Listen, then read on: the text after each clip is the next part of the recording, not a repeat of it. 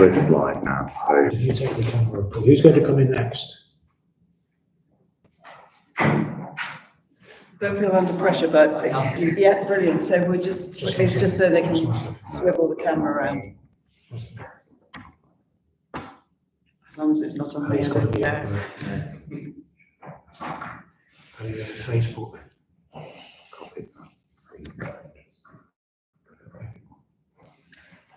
Right, I think we're up and running now. I hope so. Well, with a better volume for those who yeah. So hopefully now this microphone will be working. It's a conference microphone, so it'll pick up people's voices. It's certainly got a light on it. Oh, well, it did have a minute. Yeah, it does. All right. All right. So It is live. okay. Apologies for the pause whilst we try to improve the volume for those who are following the live stream of this. So nothing's happened in between other than Sorry, oh, they can't hear me. Okay. they won't have realised that it's a new link until they've seen it on Facebook. Talking to people who are here. So Right. So Kirsty is watching and says thank you. The sound is better. Okay, great. So let's Great. press ahead. Let's press on. And thanks for your patience, comrades online who are waiting whilst we took measures to improve the sound. Hope that's worked. That's it. So who's going to come in next? So Steve. Yeah.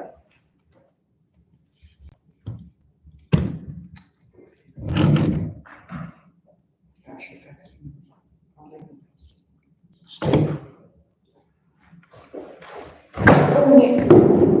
Just let's move this. Is that better? Yeah. I don't think it can be appropriate. All right. Yeah. Thanks, Steve. Fire away. Yeah. So I was going to just a little bit, wasn't intentionally, but leading up to what Chris was talking about with regards to, in particular, the Ukraine war, but other issues as well, is the inability of the left to unify, well, the communist left particularly, to unify, has had like a very corrosive effect on like actual politics, both in terms of the ability to express communist politics to people who are not already within the movement, but also on the actual movement itself. I think I mentioned Ukraine. I think the thing that came most obviously to me was the US election, where the central problem really for the left is establishing sort of working class, a class independent sort of movement that's independent of the two main kind of capitalist parties. Where at present, because it's even the issue of getting some sort of third party candidate in the election was split between a number of different candidates across different areas, and also so you end up with a situation where there is no real viable position that you can put forward for the here and now in relation to the immediate US election, apart from either both third party for one of these two candidates. You have like the Green Party are very unsatisfactory in lots of ways. Then you have some other smaller candidates, or it's both the lesser evil, both the Democrats, which will supposedly defeat the far right in America. In practice, it'll I would argue probably postpone if a Democratic victory in 2024 would have postponed that rather than defeated it outright. But again, it's this problem of a left which is just splintered and set between different groups that can't put forward any sort of central unified political opposition. The result is just politics that just can't get through to a large group of people, really. And in some respects, it's similar with, in a very different sense, with the Ukraine war, and I'd also argue with the ongoing genocide in Gaza as well, where we can't, because of the inability to organise properly into a party, to actually have the result, to be able to pool resources, to be able to centralise our efforts onto certain questions. You end up with a situation where the role of the British and American working class, which is, it is central to both these questions in terms of the ability to stop arms shipments in, going to Israel or to Ukraine, but also you know, the efforts of the Palestinian left or the Ukrainian left, understandably in those situations, they end up tagged along to their own ruling classes because of the absence of, the absence ultimately of a serious party which can actually take a serious, strong kind of hold with the working class. And also, and again, it's sort of, although it's primarily about Britain in a lot of these cases, a major problem is how the amount of splits and splinters have then reproduced themselves on an international level, which has created, like an even greater problem, particularly when it comes to issues that are on a kind of continental scale or global scale. I feel like I'm rambling a little bit, but I think that's probably all. Thank you very much. Anybody else want to come in? Ed? Just one sec whilst we move.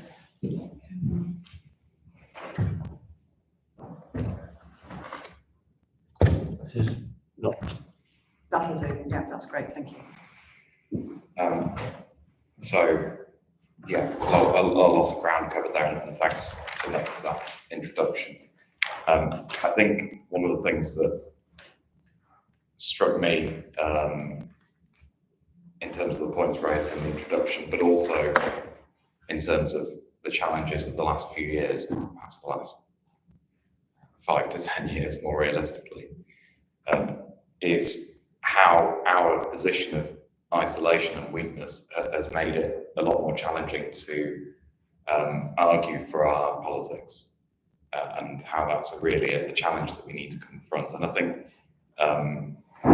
think Stephen's right, and I think some of that was raised by the contribution that Chris made before he had to leave to go on a demonstration. Now, in fairness to Chris, he didn't fully flesh out what he meant, and so I don't want to misrepresent his position. But I think if I've understood it correctly, he said that we need to focus on what the working class, the organised working class in a particular country, say about an issue. Well, that may be right, but it may also be that there are situations where the organised working class, however it expresses itself, may have reached conclusions which are wrong, or which are antithetical to the kind of change that we want to see towards a communist society and all of the things that we need to do in order to get there. And so if it is the case, and I think this would be quite a bold claim to make, but if it is the case that the Ukrainian organised working class says that they should support, and by extension we should support, the war aims of the current Ukrainian government and the Ukrainian capitalist class, well, I would disagree with that. I think that would be an example of them getting it wrong. And so I don't think that's necessarily our starting point. But of course, given the real weakness of our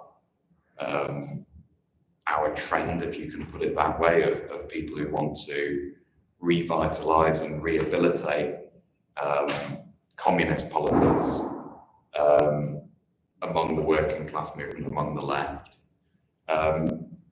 it's difficult to argue for that sometimes, and we find that ideas that are contrary to that really kind of gain a foothold, gain an audience within the movement and among the people that we're trying to organise for very understandable reasons, because there are various good arguments or persuasive arguments, if I can put it that way, that people might be attracted to or persuaded by when somebody says, this is a war about Ukraine's right to exist, this is a war of national self-determination. It's easy to understand, isn't it, why there might be people who are persuaded by that. And so we face a real challenge in not taking things for granted, not simply assuming that people are going to agree with us, but continually making the same arguments again and again, and slowly, patiently persuading And so I think it's right to acknowledge how far back we are in that sense, because we are really quite a long way back. In that same vein, I thought there was one point which I wanted to just explore a bit in Nick's introduction, because Nick said, I think I heard right, if you want to make the economy work as a capitalist economy, then you have to reduce tax, you have to limit the ability of workers to strike, and you have to reduce wages, and so on. Well, I think clearly that there is a strong tendency in that direction in the way that the system works, but we also need to think about how to make those arguments, and that includes confronting the arguments of people who say that sometimes it's in the interests of the ruling class to direct or manage or coax the system in a direction which happens to coincide with improving things for the working class, at least to a very limited extent, because of course that kind of theory was the dominant one in the Corbyn movement while it held the leadership of the Labour Party.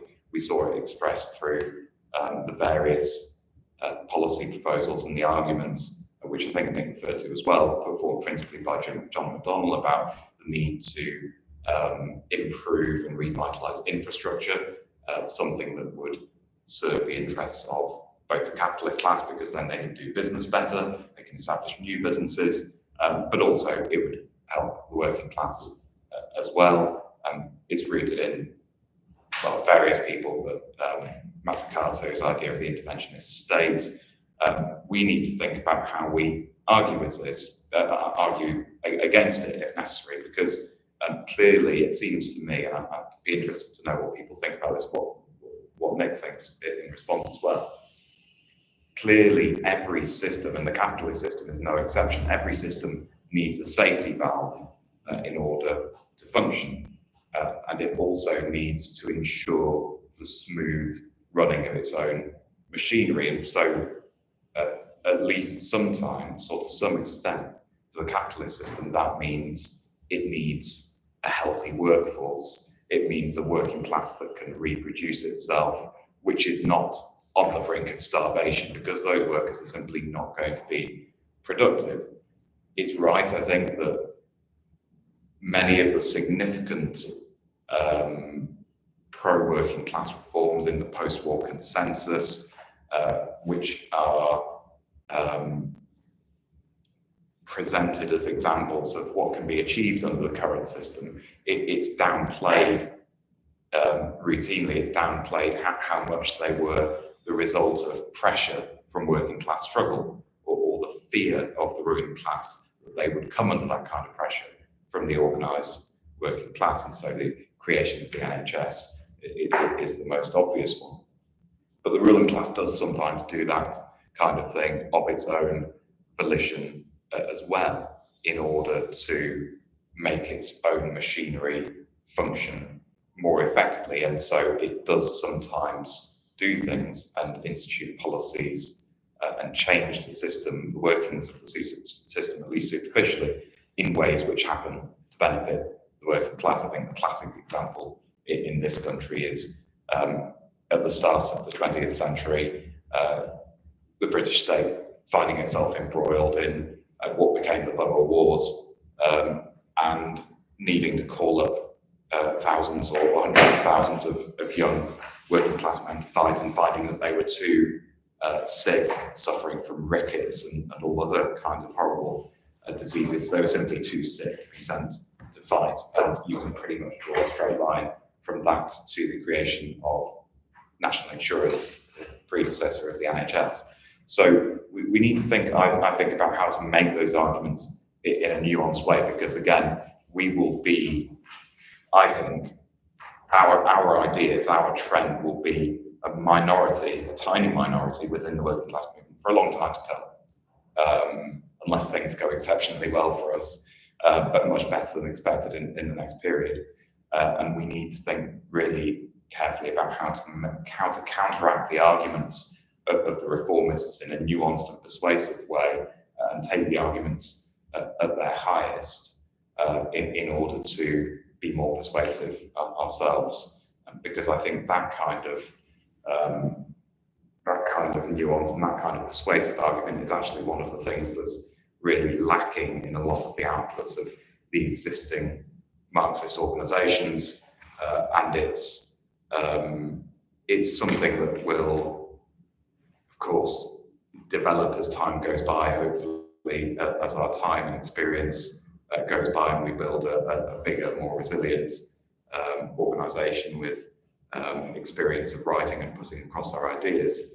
But also there are things we can do about it now, and it's part of approaching things from, insofar as possible, from a shared perspective, a shared understanding of what is the system under which we live, what does it mean when social democrats put forward a platform for managing capitalism, which to what extent are they correct, to what extent is what they put forward achievable, and we need to approach it in that kind of careful way, rather than simply saying, well, whatever they're putting forward, you're going to come up against the capitalist system, and it's not going to let you do it. I think it probably needs a bit more than that, is my instinct, even though ultimately the conclusion is the same.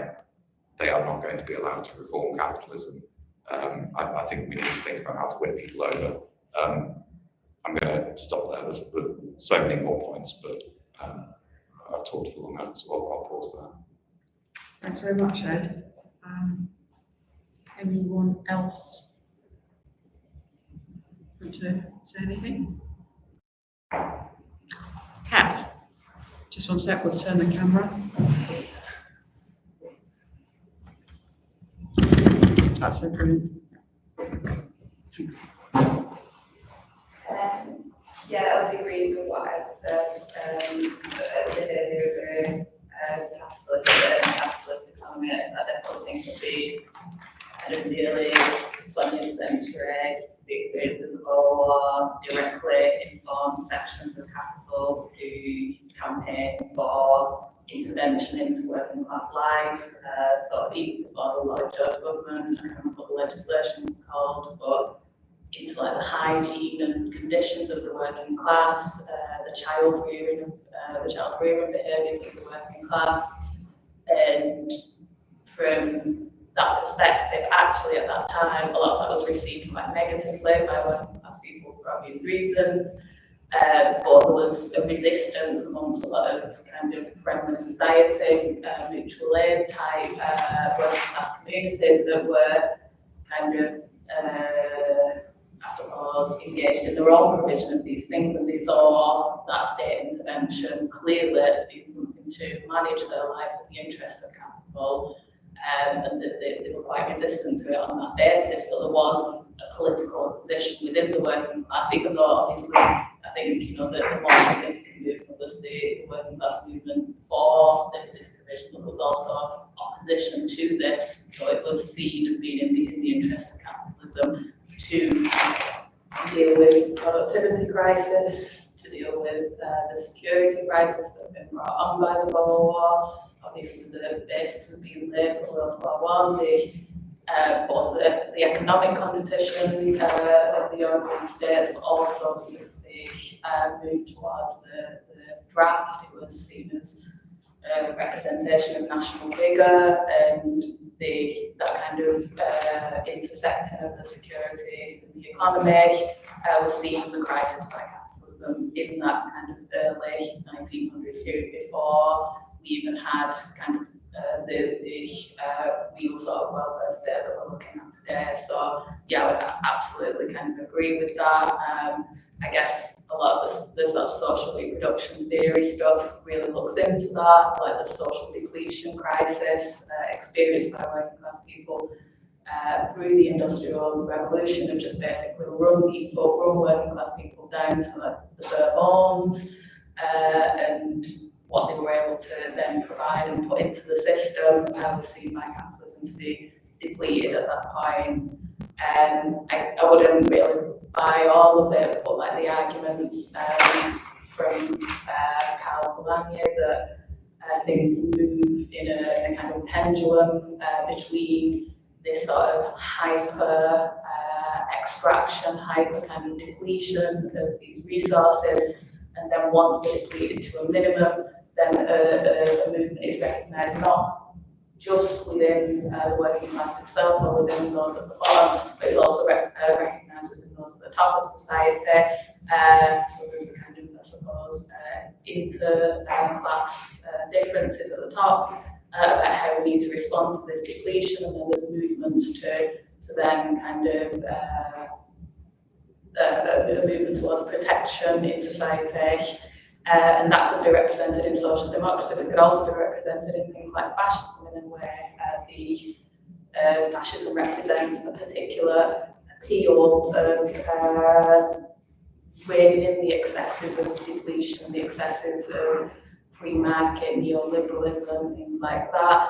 And from our side, I suppose I would agree with Ed, if we're not able to counter these arguments and clearly take them at the level that they're presented and be able to articulate something beyond those, but which deals with them as they are, a lot of that I think we have to recognise a lot of that sentiment, that hyper-capitalism, anti-neoliberalism, it does get sucked up into fascist movements as well as social democratic movements, and we need to be able to respond to that, particularly in this period where those sentiments are live in society. So I do think, I suppose that is an important part of thinking about how we articulate the need for and the basis on which a communist party would be developed, because we need to be able to respond to those arguments as they exist in society.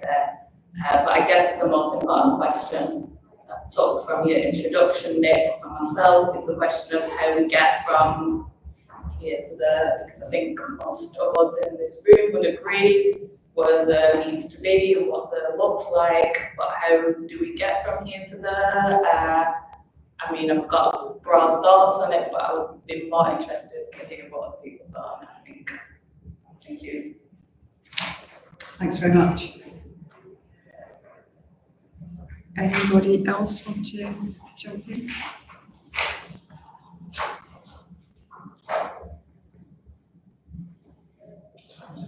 Okay, it's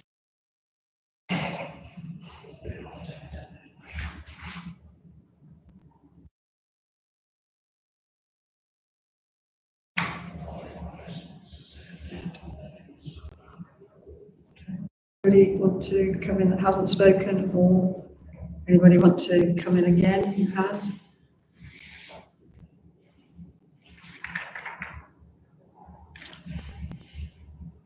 I'll just jump in. I'm not bothered about having a camera on me. I think it's right. Okay.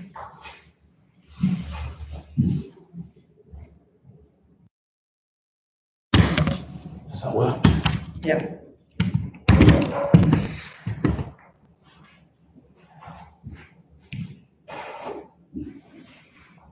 As Ed said, we are a tiny minority, and it is a question of how we get from here to there. And that's why we want to, the reason for this meeting, and not that we think that we, in talking about socialism, will incrementally become the mass party, but it's a question of linking with those, and I am absolutely convinced there are many thousands of people who think in the same way, that there is a need to change society, to get rid of capitalism, and it's a question of finding them, because we're not all out putting stuff online or whatever. It's the existing groups, and I think, as Chris said earlier, those many individuals aren't in groups, or indeed have never been in groups because of their age, but that everybody is important in beginning what is not an easy task, but the task of building a mass workers, communist workers party, whatever we want to call it. It's important that most people, and I include myself in this, want an easy life, and so and that's understandable. I suggest we want to make things easier for ourselves and for our families, the constant struggle of going to work and then trying to make ends meet.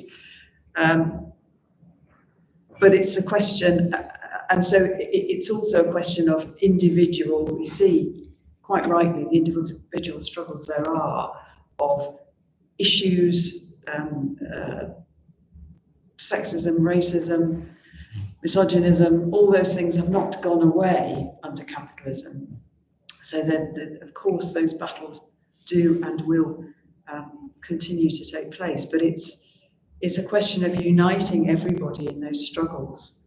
Not an easy task, but that the problem is caused by the capitalist system.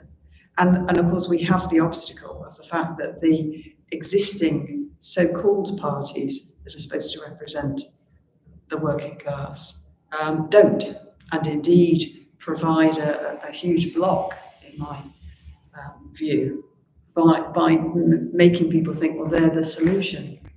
I don't think myself that when the Labour government was elected in the UK this year, that there was a massive enthusiasm for the Labour Party and Labour Party policies. Of course, there should have been if it were a proper party of the working class, but it was a let's get rid of the Tories view, and so it's overcoming those obstacles as well.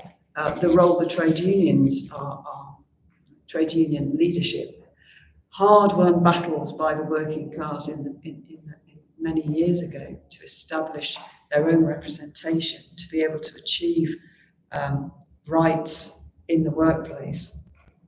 And the people who have become bureaucrats, I call them bureaucrats, the leaders of those unions, by and large, I'm not including everybody, but by and large, have been absorbed by the capitalist system and want to keep their, I'll call it, cushy job, and placating the members so they keep their job, and also keeping the capitalists happy. So it's all about, I'm not saying that every struggle in the unions is going to be right end of capitalism, but that there's no explanation that these are battles that are steps forward, essential in not just protecting the rights that have been achieved, but more rights. So the basics of pay increases and so on, but explaining that this is with the background of the fact that this system will never, not only never give us the sort of lives we'd like, but we need to get rid of the system, and you can't reform it away, which is the myth that's been presented by people like Corbyn and others, well-meaning, I would describe them, well-meaning liberals. But that's not enough. So it's part of the discussion this afternoon, the second session, as it were, which isn't going to start for a while, but will be on more of how we get from here to there. But I think I would be interested if comrades, both here and online, participating in the meeting, because they can post comments, questions, and so on, would say what they think about that, and how we do it without preempting what's okay. I will read something from Kirsty, who's online. The capitalist system has caused the problem since time began, and has got steadily worse over the years. Also, the hierarchy and the patriarchy have kept us down and oppressed for years. I completely agree with that, Kirsty. So I don't know if anybody else wants to chip in. It's not, people don't have to give a speech, they can just say what they think. That's what we're here for.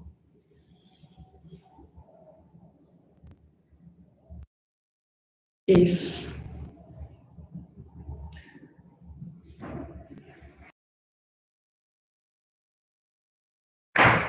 So I'm going to throw out Yeah. two questions that I think everybody here has got views on. Should Marxists simply do what Chris hinted at with the Socialist Alliance, and that is form an alliance or a party with people that are not communists or socialists in the term way that I've outlined it. And inevitably that would mean arguing for a program that is not arguing for a fundamental change, revolutionary if you want to use that word. So that's one question. Secondly, if we need this party, why wouldn't we join one, or why won't you join one of the existing ones?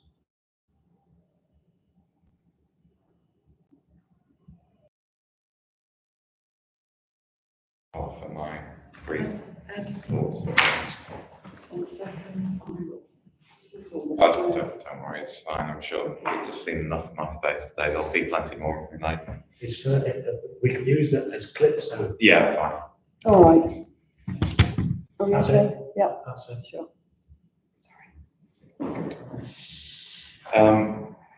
Hi, Vic. First question, should Marxists do something similar to what was done in the Socialist Alliance and form an alliance with those who are not revolutionaries? Well, I think we're always going to have to work with people with whom we have pretty fundamental disagreements. And the ways in which that comes about and the forms that takes and the institutions it happens through will vary in each circumstance. I think the answer to the question is, in short, no. And the reason for that is that if we want a party which is not, to borrow a phrase, not delineated between reform and revolution,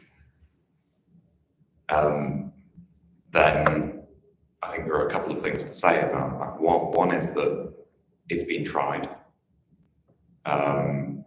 It's been tried in the form of left unity in the UK, which is, of course, a very minor effort, but it's also been tried on a much grander scale in the continental parties of the left. And we've seen that, in general, their experience is not only failing to be revolutionary, but also failing on their own terms of achieving the kind of extensive social democratic reforms that they advocate. The reason, I think we don't need to go over again, but the reason is that they are constructed as and orientated towards being parties of government under capitalism, and therefore inevitably will come up against the dictates of the market once in power, because they have no real red lines when it comes to being in government, being in office, as regards their relation to the ruling class. If they had a position that they would simply go into office, try and implement their program, and if they were blocked from doing so, then they would resign, then that would be potentially qualitatively different. It would produce a different situation in the working class. Instead, what we've got is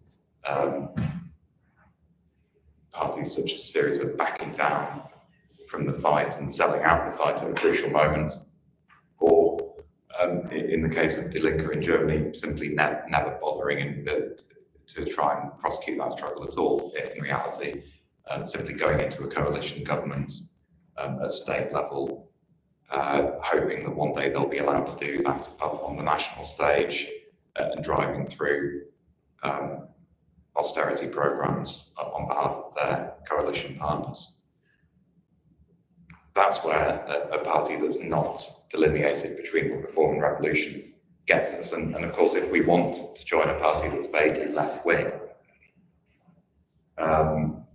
in which revolutionaries are allowed to be members and are tolerated, then we could all just join the Green Party, couldn't we?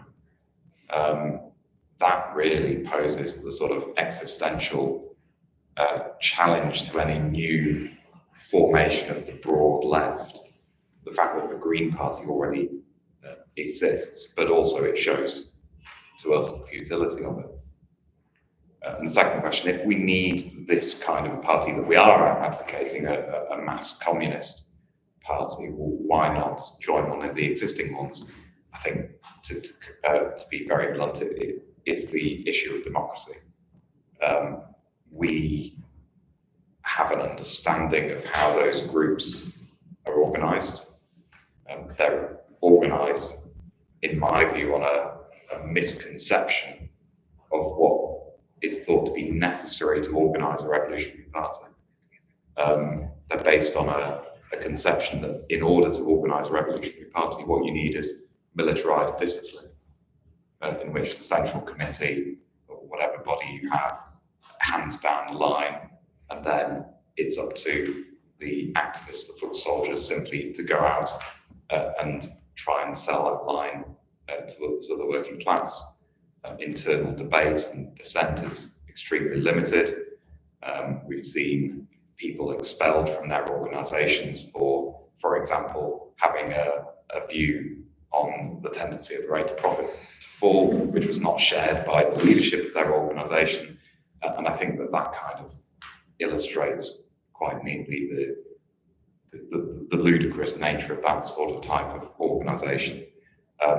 The sort of mass democratic communist party that we want, in my view, would be characterised by open debate, by confronting disagreements and having them out as a helpful exercise in clarifying the organisation's own politics in front of the class, not behind the back of the class.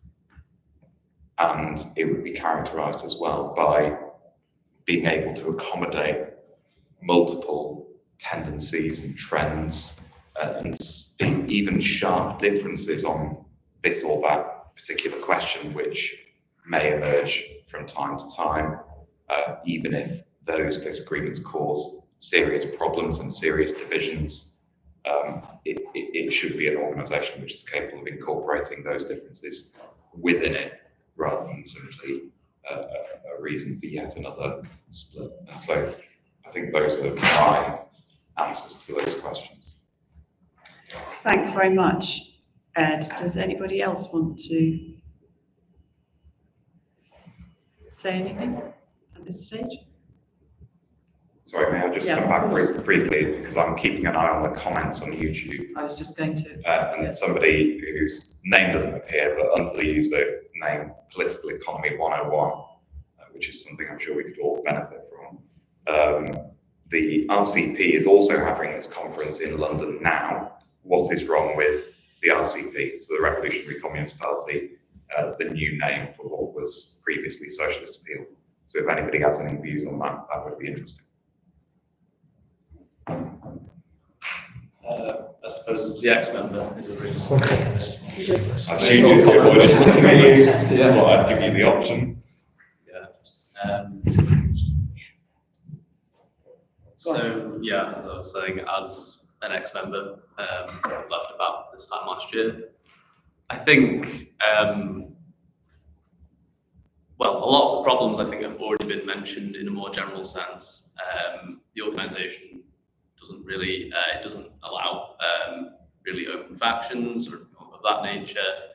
And as, you know, as with a lot of organisations, there is a real focus on ensuring that debate is kept internal within, you know, the organisation, not even in the newspaper. It's kind of, yeah, there are lots of people who, across like the global organisation, who have been, for various reasons, expelled for going outside of the, you know, the normal democratic channels, which typically means they've they've not discussed their differences, you know, in the right place. So they've, you know, they've talked about them slightly more openly than the organisation allows. So, you know, not in a branch meeting or, you know, in a debate at a conference or what have you. I suppose the other kind of slightly more delicate topic is that the organisation globally has, because of this kind of very bureaucratic kind of apparatus has had a number of scandals involving essentially sexual abuse, which are kind of the most, like, personally in my view anyway, the most kind of grotesque sort of expression of where these kind of organizations can lead, in terms of, because very clearly all of these scandals are very, very much linked to the way in which the organization operates, its senior leadership, towards people who are very, very new, who have often been recruited by the person in question. So yeah, it's those in short are the problems, I would say, with the Revolutionary Communist Party.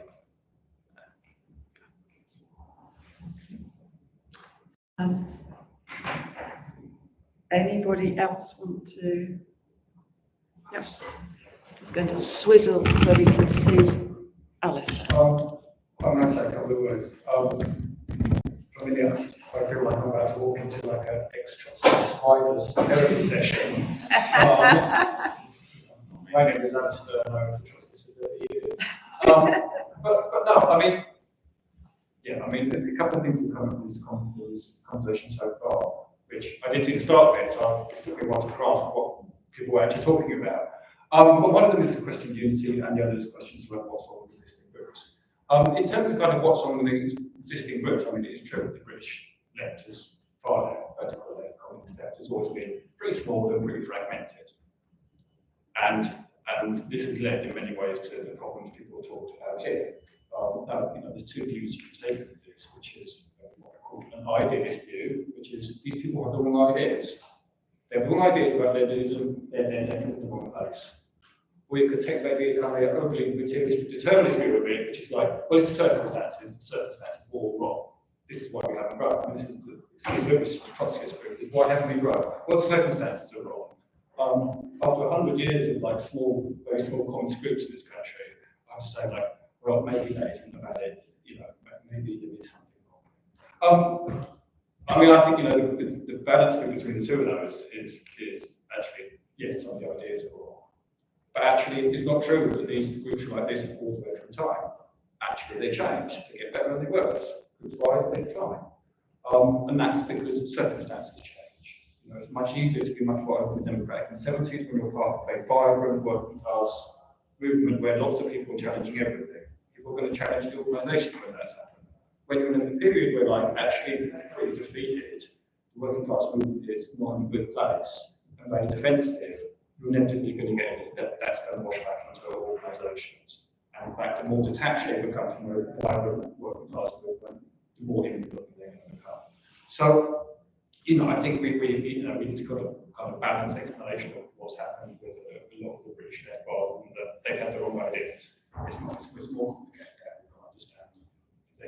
And I think the central feature is the relationship of organisations to the working class. And to understand that, you have to understand where the class is at any one time. It's much easier to have a socialist organisation where millions of people believe out there in a vague kind of socialism of some sort, a systemic alternative. Millions of people did used to believe in that, and they don't understand that. Which is one of the reasons where there's a discussion back to what's happened at the start of the 20th century. Yeah, capitalism produced reforms. But if you look back, capitalism really frightened socialism. There's lots of things they did again and again and again. So it's a reaction to this idea that socialism is which they have to deal with and reply to, which really isn't the case today either. That's no longer, socialism doesn't seem like a systemic alternative in that kind of way. Anyway, I don't want to ramble on, but just to tackle the question of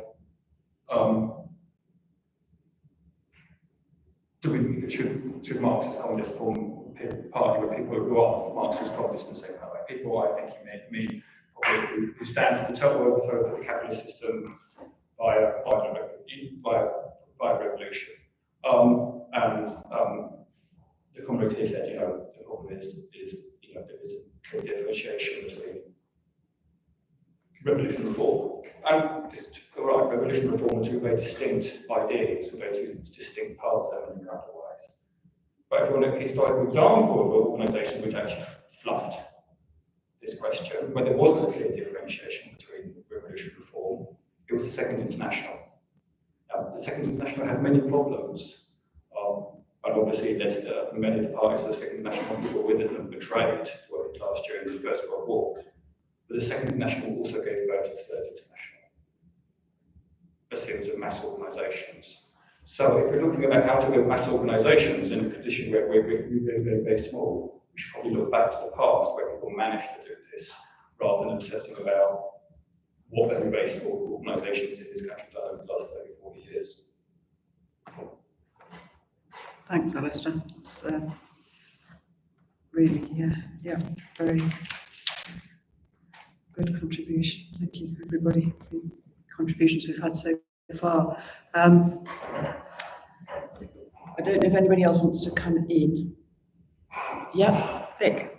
The camera's already on you, so you're just follow on what Ashley said. I think the importance is around political independence of the working class, but particularly socialists and communists. So, for example, today in Manchester, there are rallies for climate and personal movements that we're involved in. But I do think that we also need to have our eyes as well as building, working towards a mass communist party, because I think sometimes there can be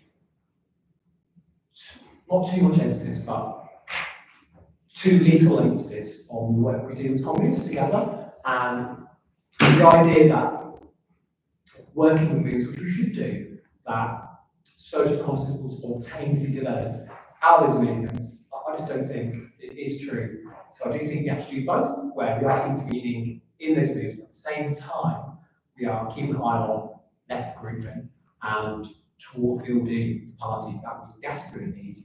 Because in the long term, having that socialist political independence means that we can more strategically but more effectively intervene in those movements. So those two things are really closely related. But I do think, across the net, across the sort of socialist groups, there's a disconnect between sort of the socialist movement and the workers' movement and movements around race and anti-imperialism. What's needed is a party that can connect those things together and intentionally develop those comrades who are involved in climate justice, anti-race imperialism, and develop them into communist chaos.